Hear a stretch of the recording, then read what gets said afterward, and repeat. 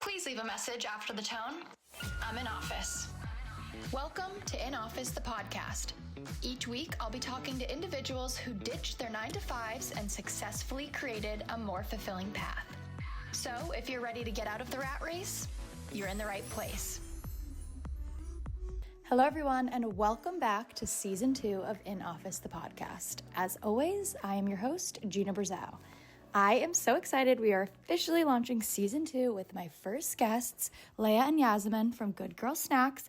Many of you guys probably already know who they are from Hot Girl Pickles on TikTok. They have not been in business long, and they've already made Forbes 30 under 30. They just launched an Erewhon, and they're two besties truly paving the way for how Gen Z is leveraging social media for their company growth. I'm so excited for you guys to hear this conversation. I really think there's a lot to learn. I hope you enjoy. Hello, everyone, and welcome back to In Office, the podcast. This week, I have Leah and Yasaman from Good Girl Snacks. For those of you who don't know, they are like the token Gen Z pickle company. I love them so much. You've probably seen them on Instagram, TikTok, and they are 3 weeks into being in Erewhon. Yeah.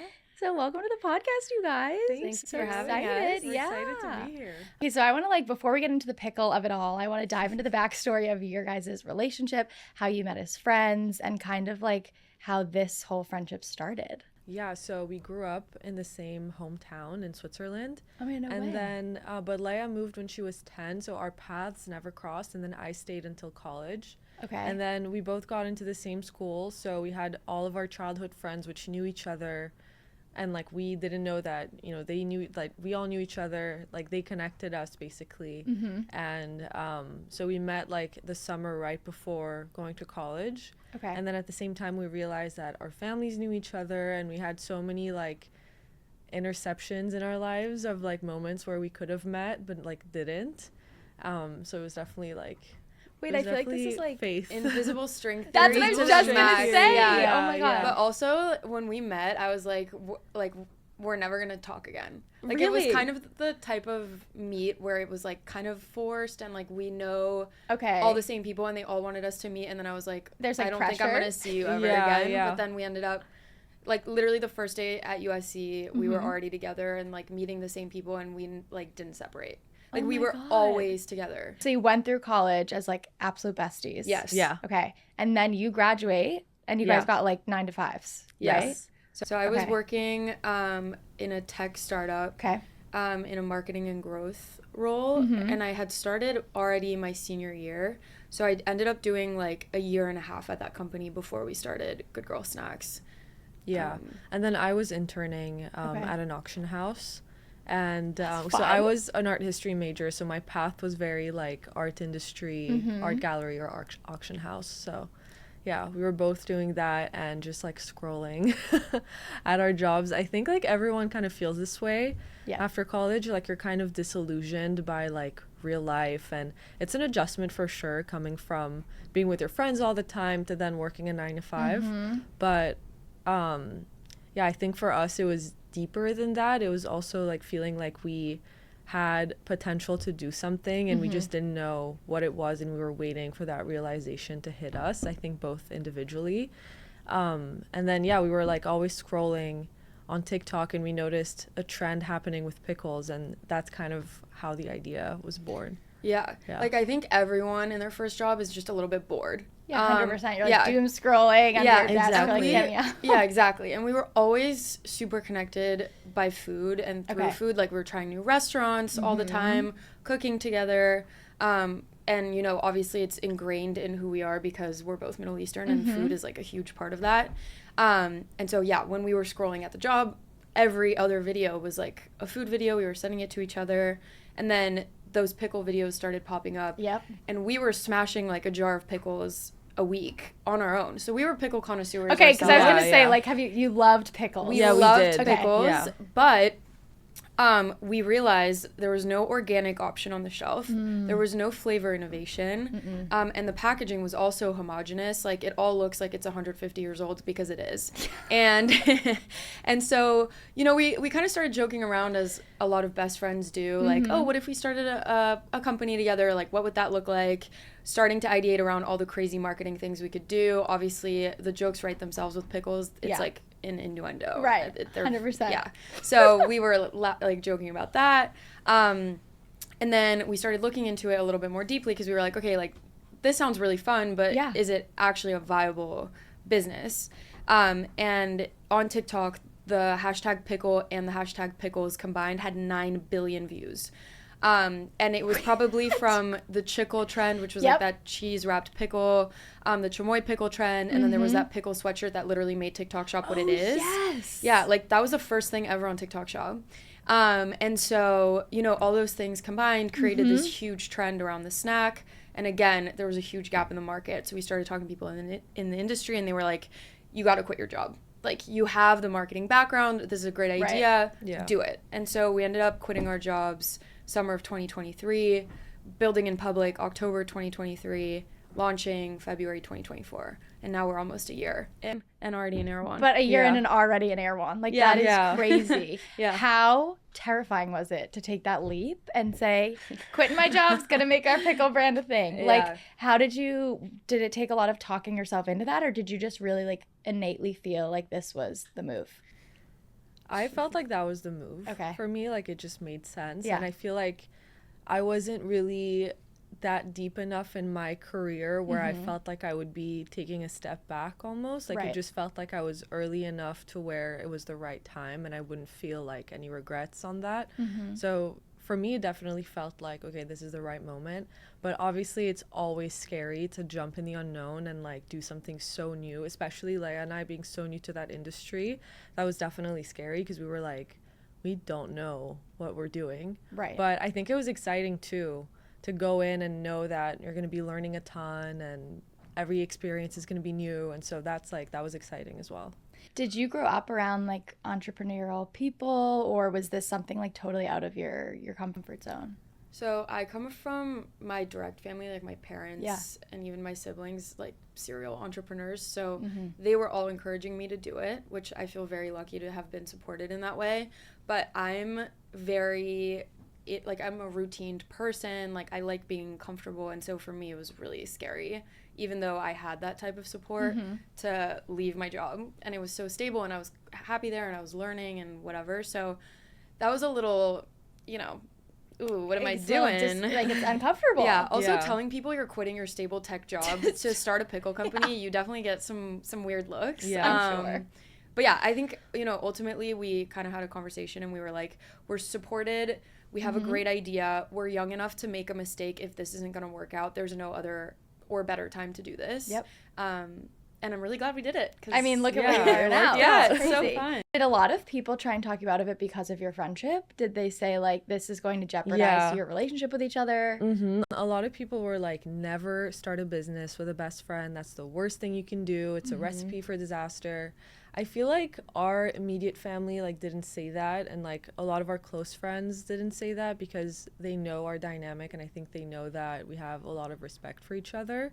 But it was definitely a thing, especially as we started posting on social media and promoting that aspect of our business, is the fact that, you know, we're two best friends who started it together. I feel like that's when we got a lot of backlash, I feel like, from comments and people saying that.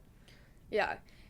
It takes a very specific type of relationship and friendship to be able to start a company, especially with someone that you spend so much time with outside of the business. Like, we do everything together. I looked at Yas the other day and I was like, I think the only thing we don't do together is shower. Like, seriously. But yeah, it needs to be like a no ego relationship. Like, I'm so happy for her success. She's so happy for mine. Like, I respect her opinions. I trust her. And then if we ever have a disagreement, it's never an argument. It's like, I'm fully listening to her point of view and trust that whatever she's bringing to the table is probably something that she really feels is true. And so then, you know, we have a conversation about it. And it's honesty too, right? You 100%. Have to, one, trust each other, but two, feel comfortable enough to be honest and share your opinions. And it's so cool, like, knowing that your future is the same as your best friend. Like, we are working so that our futures look the same, so that we attain the same amount of success, so that, you know, not only are we bonded by friendship, but we're also bonded by this, like, motivation to be successful together, which is so cool. And I feel like I don't know that many people who have it's a that really type special of relationship. experience. And I think when you're working for the same goal also, it makes you, like, we know that we both want the best for the business, and so I think we trust each other in that. And also, whenever you're working for the same goal together, like, you know that you're a team. You don't even see it as like your perspective versus theirs. Right. It's like you're one unit kind of working together. Exactly. And it's fun to celebrate all your wins with your best friend. Yeah, with your like, best friend. Better? Yeah, exactly. Okay, so you guys quit your 9-to-5s. You're starting this pickle company. TikTok's like popping off with all of the pickle content. What is like the first thing you have to do to start a business like this? For anyone listening who might have an idea or want to get into something of this nature, where do you even begin? So obviously you have to do all your paperwork, you have to register your business, all that stuff. But I think the real first step that we took was like, okay, what are our responsibilities and how does this industry even work? So we had a conversation and kind of split up, and we were like, okay, I'm going to do the marketing because that's, you know, where my background lies. I feel really confident that we can like go viral and like break the internet with this. Yas has a little bit of a numbers background and like is extremely organized, so operations made sense for her. Numbers don't work up here for me. I feel that. So she, you know, was like, okay, I'll take this over for now. And then as we grow the company, you know, Yas will probably come back into the creative side of things, because marketing is really at the forefront of this business, and like that's where we're really strong. The brand is really strong, so you know, eventually that'll change. And then we were like, okay, now that we've got that covered, we don't know anything about the food and beverage industry. We don't even know what type of cucumber to use. I was going to ask where the cucumbers we were like, from. how do you make pickles? Right. Like we had no idea. So we started, you know, testing recipes in the kitchen and whatever.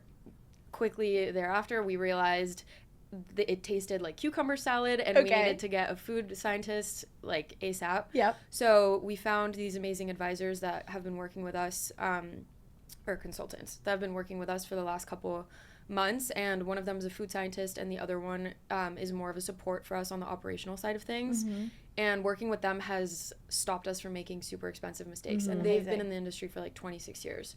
So they were kind of guiding us through like, you got to do this is what you have to do, like this is how you do a nutritional label, things like that. Without them, I don't know that we would be here, to be honest. And yeah, they're amazing women. We try to only work with women. I love it. When possible. Good girl snacks, hot girl pickles makes sense. And we love the girls. But yeah, I think that's the first step. Like, find someone in the industry who's either a consultant to you, an advisor to you, or someone in your life that can kind of guide you in the right direction. Well, because I was going to ask about that, like, mentorship and how big of a piece that has played in this creation of the business. And clearly it's been such like a big pillar for you guys.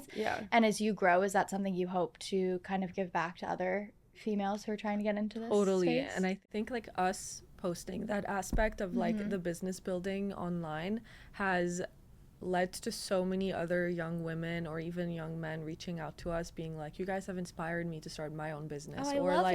Or I really want to start my own business, but like I'm scared to do it. And like you guys are kind of making me feel better about it. Or they just like have no idea where to start and they just reach out to us being like, hey, can we chat and like learn from what you guys have learned? And we still have so much to learn, but it's always so exciting to kind of build that community and speak to new founders and see what everyone else is doing and support wherever we can. We have an arm of the business where, you know, we want to inspire women to start their own businesses. And I think being so authentic about our experience and what it was like starting the business online makes it feel more approachable to a lot of people. And so we try to get on a few calls per week or like meetings. Right now it's a little busy. But we try to, you know, meet with people and give them advice. And so many people did that for us in the beginning, and it helped us so much just talking to other founders in the space, that us taking the time to help anyone who may be curious or like in the first steps of starting their own business, especially women, is something that we try to do and are really excited about. Well, also what you were going to talk about is the social media aspect of it all. Like you guys have leveraged Gen Z, I feel like, in a way that a lot of companies have not been able to crack, because I mean, even like you have Alex Earl on TikTok sharing your pickles. Like, how did seeing that, where you kind of like got into pop culture and into the conversation, how did that feel? And how do you really navigate cracking the social media of it all? Because it's genius. Thank you. I think we're Gen Z. Yes. We're chronically online. Right. So we're talking to our generation. So that's us cracking the code. It's just, we're in it. Right. Yeah. We're in it. The other people in this industry, which is why we have so much leverage, are not. They're older. They don't know how that works, or they're hiring people to do it for them, which is just never going to be the same. Yeah. And so us having this understanding of the social space and Gen Z makes it really easy to understand what to post and what people want to see, because we want to see the same thing. Right. Which is also what we say about the product. Like, we made a product that we wanted. We're now making content that we'd want to watch. You know what I mean? And I think this whole, you know, trend of like, hot girl walks and hot girls do this and hot girls have stomach problems. Yeah. Hot girls eat pickles. Yes. Like, being part of that conversation is so fun, but you do have to understand what it is to be a part of it. Yeah. And I think, you know, consistency, posting every single day was also a part of that. Like, we haven't missed a day other than Fridays when we don't post since October 2023. Wow, okay. So that's also a huge part of it. See, I love that you bring that up, because I feel like there are a lot of people that think it's really easy to do social media and that, oh, it's not that hard. No, it's a full-time leg of the business. Yeah. Like, posting every day is not easy by any means. Yeah. No, but it that's how you do it. And you do it cheap. Yep. Because we don't have money to pay for marketing. Right. So what's the other option? There's not another one. And if you have all the tools available to you as a founder, you use them. Right. Like, if you're a founder and you're not posting on social media and you're not using that as a tool to aid with your growth, like, I'm sorry, you need to. What are you doing? Right. Yeah, what are you doing? And I think for us going into it, we knew that marketing would have to be at the forefront of how this business is run.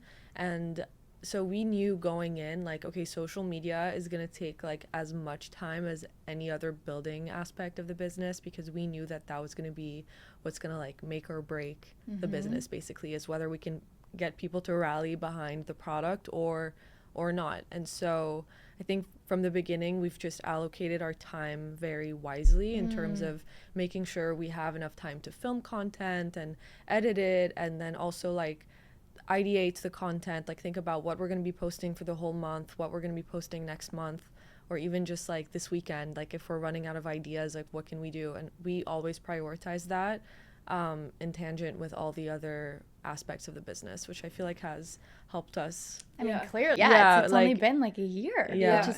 And you bring up a really good point, because I also want to talk about the fact that you guys are so authentic to your audience. Like, that really comes through. I mean, even like I was watching your guys' day in the life TikToks and your photo shoots and all of that, like the fun little Valentine's one sneak peek I saw. I also feel like that comes through in your packaging. And I know you mentioned earlier about how all the packaging was like so old school and not interesting. I am definitely a culprit of like walking to a grocery store and I'm like, that looks cute. I want to buy it. Yeah, like, exactly. Even if it's not something I would naturally go for, I'm like obsessed. It's cute packaging. Yeah. So you guys seem to really listen to your Gen Z, like for the girls audience with this packaging. How did you create it, and what was like the building blocks for this? I think we had a very specific vision of what we wanted the brand to look like. We knew we wanted colors. We knew we wanted it to stand out on a shelf. We wanted little doodles, and we wanted it to feel playful and like to feel like something you've never seen before, but at the same time feel familiar and nostalgic and like comfortable and approachable. And so those were all things we were thinking about. Obviously, I feel like it's pretty easy to stand out on the pickle aisle, like on the pickle shelf, because like everyone else is doing the same thing. Yeah. So no matter what, I think we would have stood out, but we just went for like super bright, kind of girly colors. And I think we tapped into the doodle aspect of it really well, because we wanted to have like mascots for the brand, kind of like the same way that like all those, you know, cereal brands have like a mascot. We like really loved that idea. So we came up with our pickle doodle, who's called Pick. And he kind of looks like a blob. Like, he doesn't look like other pickle characters you see usually. And so that's why we love him, and he wears little boots, and he's like, he's so fun. That his name is Pick, though. Yeah, Pick the Pickle. And then we have Gigi, who kind of symbolizes the brand overall, and like the type of girl that like buys hot girl pickles, basically, or that buys like any other product we'll launch in the future. So yeah, that was like something super important to us. Yeah. I also think not coming from a food and beverage background allowed us to bring in a fresh new look to food packaging, because we kind of thought about it as like a lifestyle brand almost, or like a fashion or beauty brand. Right. Which, again, most people in the industry have been in the industry, and so they do it in a way that's much more old school. Right, like by the book. And you guys bring a totally new perspective, which is so evident in your product. I want to jump into the Erewhon of it all. Yes. So Erewhon. This is so exciting. You guys have been in the store for 3 weeks. Yep. Walk us through that process, how this happened, and then what it's been like walking through the stores, because I see that you guys kind of like go in the store and make sure everything looks good. Yeah. How does it even feel to have your product on the shelves of Erewhon?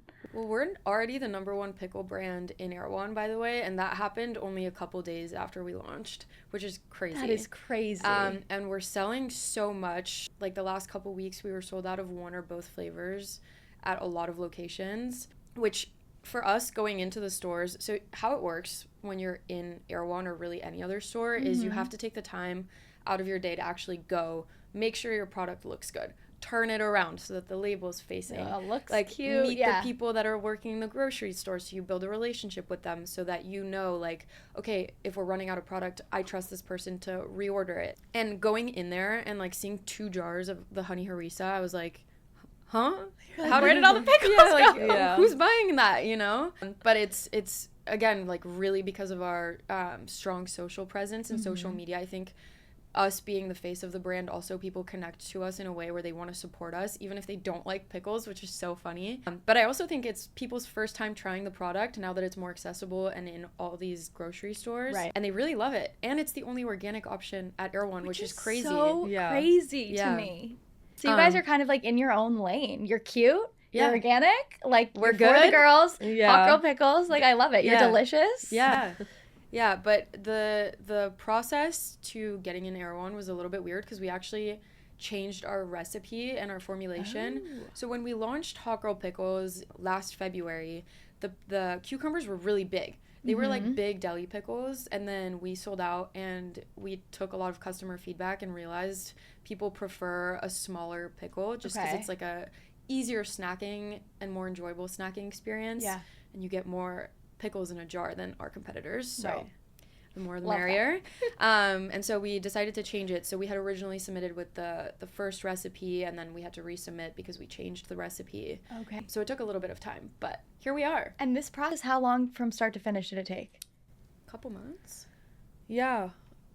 As in like reformulating our... And like the beginning combos with Erewhon to then now being on their shelf. Was it like... Yeah, I think like 2-3 months. So we were it's so fast, new. Though. Yeah, it is fast. And what took the longest really is getting set up like with the distributor and taking care of all of that, and more of like the logistics aspect of it. Like they move pretty quickly in terms of like reviewing your product and letting you know if you're going to be in the store or not. Yeah.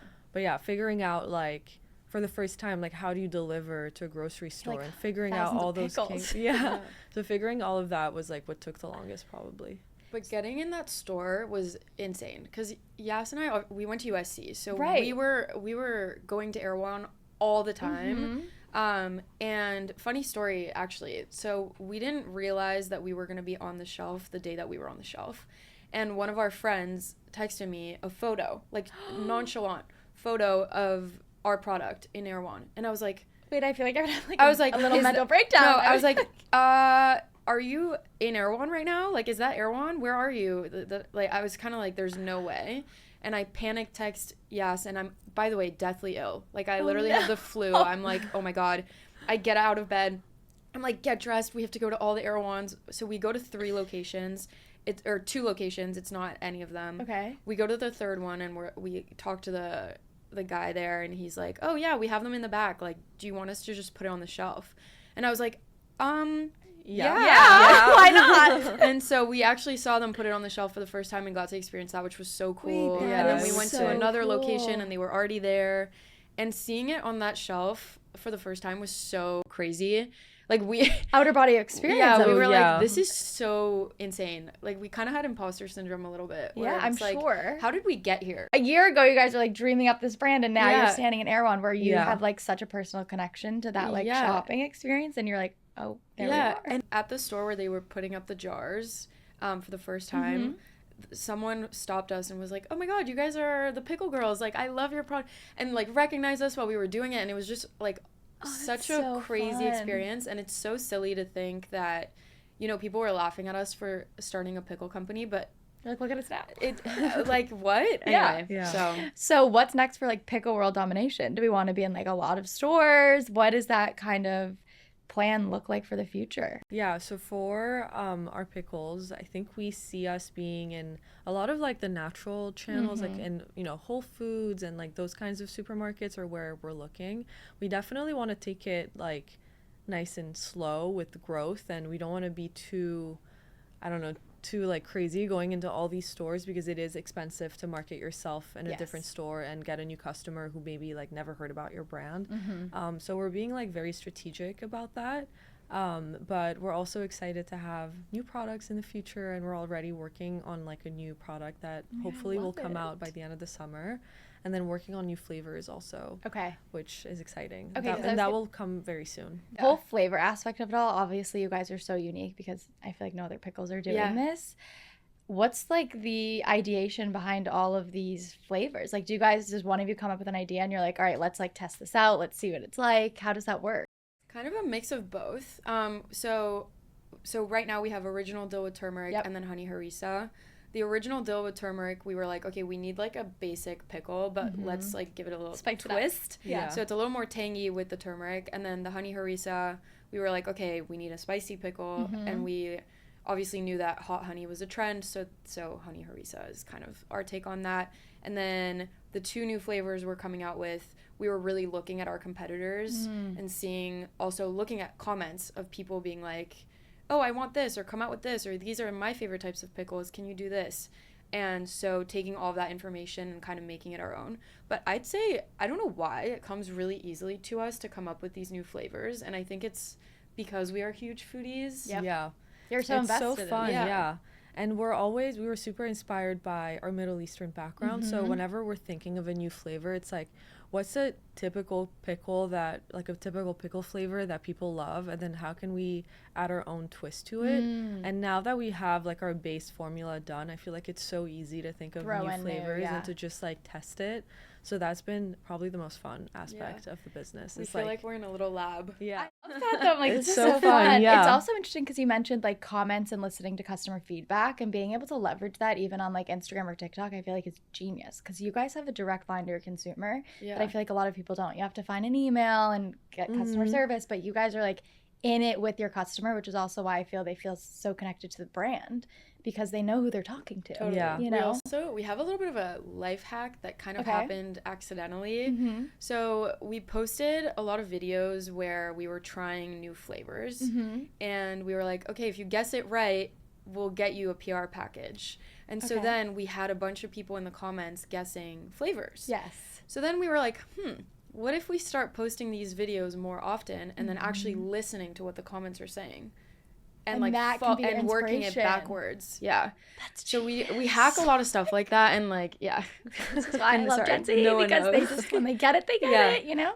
Okay, so what is something that you guys have learned in the past year of building this business that you would have never expected? Like, is there something that you're like, oh, I never saw this coming with building a company? Yeah, how expensive it is. You're just like, oh, didn't expect that. Yeah, how expensive it is. And then I think we've learned, and that's something that we've spoken about before, but I feel like it's so true, is that so it's so important to ask for advice. And I think we are so like no ego as people that we're so, you know, okay asking for help and asking people, especially in the industry who have way more experience, like what we should do and stuff. And I think it's important to, while it's good to do that, it's also important to take it always with a grain of salt. And especially when we were beginning and like really building like the foundations of like what our product would look like, we got so many different advice that contradicted each other, and people would tell us to do one thing and then someone else would tell us to do like the opposite thing, and we were so confused, like what do we do? You know, it's like you have somebody telling you to do X and you really respect their opinion, and then you have somebody telling you to do Y. So it's like we were always very torn on trusting our gut versus listening to people that have more experience guiding us. And I think at the end of the day, like, you have to trust your gut because you know what your product looks like, you know like hopefully you have a good understanding of who your customers are and what would matter to them, and taking some of the risks in, especially early on, just to make sure that you have like a good relationship with your customer. I think that's a really great point too, because if you had listened to advice, you might not have had this company to begin with, right? Yeah, exactly. Like, that's crazy. Why are you building a pickle company? Yeah. And for anyone else who's like listening and wants to kind of just really trust their gut and go for it, there's no harm in it, right? If anything, you learn so much along the way and you grow. And I mean, the first year you guys have done Erewhon, you're viral pickles, and now obviously Forbes 30 under 30. Like, how did that feel getting on that list? Wait, okay, this is such a funny story also. Yes, please tell me. So we got a message from somebody on LinkedIn. Okay. Last summer, or this past summer. Yes. And it was like, oh, you've been nominated to be on the food and drink section of Forbes 30 under 30, like, fill out this Google form. You're like, hello, is this spam? No, we were like, is this real? Yeah, no, I literally was like, okay, like, I guess it doesn't hurt to do it. Right. So we did it and kind of forgot about it. And then I was like, wait, no, this is real. So we were kind of waiting for it to happen in November, because that's kind of when it had come out in the past. It wasn't happening, so we were like, okay, kind of forgot about it. I'm in New York. Yasaman's in LA. I was there for an event that we were running, and I wake up at 7 a.m., 7:00, because I had a Pilates class. Love. I turn off my alarm. The second I press, like, off on the alarm, I get a notification that's like, welcome to the 2025 class, 30 under 30. And I was like, huh? So I'm like shaking. I'm like, wait, I have to film myself. So then I'm like reading it and like filming myself at the same time. And I'm like, oh my God, Yas is not going to wake up for another like 4 or 5 hours. And I'm going to have to like experience this on my own. My parents are still sleeping. I don't know anyone awake. And I'm just like having this like crazy, like, how is this my life? We've only been in business for 8 months. Freaking out, like pacing in the room. No one's answering their phone. No. And I'm like, there's no way I'm experiencing this by myself right now. So I called her maybe 200 times to try and wake her up. And I'm not in her emergency contact, which we had a little beef about. I have no one in my emergency contact, and like, honestly. so her DND wasn't like turning off. Right. So it's just going straight to voicemail, and I'm insane. And I just kept calling thinking that it would go through. Because it's like one of the biggest days of our life. Yeah, like, wake up. I was so annoyed. And then she finally woke up, and it was like, I think you knew. You're like, what is going on? Why do I have all these when I saw all the missed calls? calls, I was like, okay, like, this is either really bad news or really good news. And I was like, I think I know what it's for. And I was obviously hoping that I was right. And then we called, and you told me, and it was like, you're just like so screaming, surreal. crying, throwing up, all of it. Yeah. You're just like, what? Literally, no, it was so surreal. It's so crazy being on a list with so many people that are so established also, because we're so new. Yeah. And it's, it's amazing because we get these crazy opportunities now, and we've been able to meet amazing people as part of that. But most people don't get that until they're well into their business. Right. So, I mean, so where do you go from here? Like, how do what's the dream? Just to keep growing? I know you mentioned like expanding the business. Do you think you'll always stick to pickles, or you'll add like other legs of the business? Maybe TBD. I think we definitely want it to be like a snacks company. Like, the vision is to be more than just a pickle company. Yeah. And we have so many ideas for new snacks that we want to innovate and things we want to launch and stuff. So we're super excited for that. But I think for now, it'll definitely be pickles for a little while. And like, we're going to stick to that. Pickles. Yeah, we're going to stick to that for a little while and like really focus on that and build it to be as big as we can. And then I think we'll go into other snacks. Okay. We also, we always say Amazon started with books. We started with pickles. And that's kind of where we'll take it. Amazon now is like a huge marketplace of things. We'll do it in a way that makes sense. And everything that we'll come out with will kind of be a hot girl snack. But yeah, we're really excited for the future, and we're well on the way to figuring those things out now. So we really want Good Girl Snacks to be like a household brand. Yeah. And hot girl pickles obviously has become just such, like, it's so synonymous with you guys. Yeah. Where did that phrase first come from? Is that just like you guys chatting and you're like, hot girl pickles, and now it obviously took off? Like, this is the audience because for we it. kept seeing this content on TikTok of girls being like, hot girls eat pickles, hot girls have stomach problems. And so we were like thinking about this imaginary pickle brand, and we were like throwing out some random names of like what it would be and what it would look like and stuff. And we were like, hot girl pickles, because it's for the hot girls. Because the hot girls eat pickles. The hot girls always eat pickles. And that was supposed to be the name of the brand. Really? Like, we were going to name it Hot Girl Pickles, and then we were like, wait a second. They're just we can't just do pickles. Right. Like, let's not close any doors. Yeah. So then we were like, okay, let's just make that the product name, and then Good Girl Snacks will be like the overarching like parent name, parent company kind of. Yeah. What is a typical day in the life for you guys as founders? Because I know like the whole thing about in office is getting out of that 9-to-5 routine. Yeah. What does that look like for you guys on the day to day? I'm sure every day is different. Yeah, every day is different. We work from home. But then now I feel like we've started actually working more in like co-working spaces and finding those around LA, and that's been really helpful and has helped I think us be like super productive. And then we always switch off whether we go to her house or my house. And yeah, we kind of like play it by ear every day depending on what the schedule looks like, and every day looks different in terms of whether it's super packed with meetings like one after the other, or whether it's more like free time for us to work on emails and work on other projects. And so depending on what we're doing that day, we'll kind of figure out, okay, where should we work and how should we split up responsibilities. Yeah. Also, now that we're more in the business, I feel like we've separated a lot more. Like, we used to do everything together, and now that there's so much more to do, like, I have to own certain things way more, and there's days where we don't see each other because it's like, you have to do all this. Yeah, we're both working on our own. Or like, you go hit up these 3 Erewhons, I'll go to the other ones, and like, let's just see what's going on there. That's now a part of our routine. I've been calling it the tour de Erewhons. I just do like literally go to all of them. But yeah, for me, I feel like I've gotten in a routine with content and editing, and I think this is advice that I give to a lot of other people that are creating content, and that's like a big part of their day, but you're also in meetings all day, and it's creating content that already meshes with what you're doing that day. So like a vlog, for example. Like, I'm here right now. I already took content of me being here, which is great. And then I edit it as the day goes on instead of just taking all the content at the end of the day and letting it pile. Yeah. It's like bit by bit. It's already done by the end of the day. That's genius. And then just post it. And just finding a recipe for content that is really easy to replicate and film. That way it's just like in your routine really easily. Amazing. Yeah. And so I always like to wrap up by, instead of words to live by, what are your words to work by? It can be a phrase. It can be one word. Just whatever kind of comes to mind that's been at like the core of this journey for you both. I know, it's always a tough one. To think about that.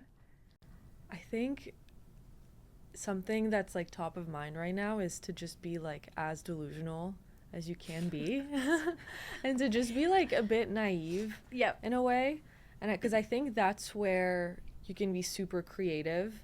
I think when you like know too much, or when you have like too much experience, you're not as like, you're more risk averse. You're not as willing to take risks because you're thinking more of like the repercussions. And so when you're in that like delusional, like very naive, like everything will work out, like kind of mindset, I feel like that's when you're able to, first of all, like push yourself and do things that maybe usually you'd be too scared to ask for, or like, I don't know, maybe you'd have like some kind of negative mindset over that it's not going to happen. But I find that it's, the best spot to just like push yourself and be creative and take risks. I seriously love that, because I'm like, you got to live by delusion. Yeah. Everyone's got to be a little delulu. And fake it till you make it. And I think it kind of it like helps you be confident, especially starting a business. It's so scary. And I feel like no one is 100% confident about launching their product. Like, of course, there's always a risk that no one likes it, that, I don't know, it doesn't pick up or anything. And so I think having that delusional mentality kind of helps you fake the confidence, and that in turn can help you build the business and have people like respect what you're doing and view you in a different lens. I think every founder is delusional. Yes. Yeah, you have to be. You have to be delulu to start a company. Yeah. Because otherwise, if you really look at it, you're like, this is never gonna work. Yeah. And like Yas is saying, like, no one knows what they're doing, by the way. Like, everyone is like, oh my god, like, what is it like being a founder? And it's like, even when we weren't founders, you know, we were looking up at people and we were like, wow, how do they do that? No one knows what they're doing. Right. No one. I think kind of going off of that, it's like really fake it till you make it. Like we don't know what we're doing still, but we're making it. So 100%. You know, obviously we're learning and we have the right team and we're equipped to be successful. But half the time we have no idea what we're doing. And I think continuing to do that is going to get us where we need to be. I love that you guys, like a lot of people would say like, oh, well, if you don't know what you're doing, you shouldn't start, right? They would use these pieces of the brand as like something to scare them away. And you guys are like fully leaning in. You're like, gotta be Delulu, gotta fake it till you make it, because that's also like your superpower in this, because you're able to leverage your audience through social media. You're able to come up with new innovative packaging and ideas. You're not letting kind of the rules of the road hold you back, which I also think is huge. Like that's clearly a big piece of your success. And I think like Leah said, our biggest asset was the fact that we had no prior experience, especially with like the branding and marketing aspect side of things. Like obviously you need experience if you're running ops and sales and all of that, because it's so like technical. But when it comes to the creative aspect of the business, us coming in like with no idea of how to market food in general, like obviously it's stuff that like we kind of studied at school and everything, but we really just had like a blank slate to like do whatever we wanted and to just be like fun about it and to just do something that people wouldn't traditionally do in that industry. And that was like the most fun, and I think it's made us stand out a ton. Yeah, I think you have to trust yourself so much when you have a business and be like, I know I'm gonna figure it out. I know I can learn this. I know that I'm gonna get here because I'm gonna ask everybody how to do it, because I'm gonna read up on this, because ChatGPT is gonna tell me how to do it. Like, you know, it's anyone can do anything. You just gotta put in the hours at the end of the day. So I mean, that's kind of what we did, and we knew that, you know, like, hey, we don't know how to market food, and like maybe we're not gonna make it look so delicious, but we're gonna make it provocative and people are gonna talk about us. And maybe we don't know how to set up with a distributor, but like, let's figure it out. Right. Like, Yasaman was like setting up with distributors and like using ChatGPT, like figuring it out. I emailed I'm like, what does this mean? I'm like, why are there so many acronyms? Like, let's just spell it out. Right. So it's just like, you figure it out. Well, I've so enjoyed speaking with you guys. Thank you guys for coming on. Everyone, keep your eye out, because clearly they have a lot of things in the works. Good Girl Snacks is here to stay. And we can't wait to see what you guys are coming out with in the future. And congrats on all your success so far. Thank you. Thanks for having us. Thank you so much. Thank you. Thanks for listening to In Office. Be sure to follow along over on Instagram at In Office the Podcast and comment your questions so we can discuss them on future episodes. Make sure you subscribe wherever you listen to podcasts so you don't miss the next episode. I'll see you next time.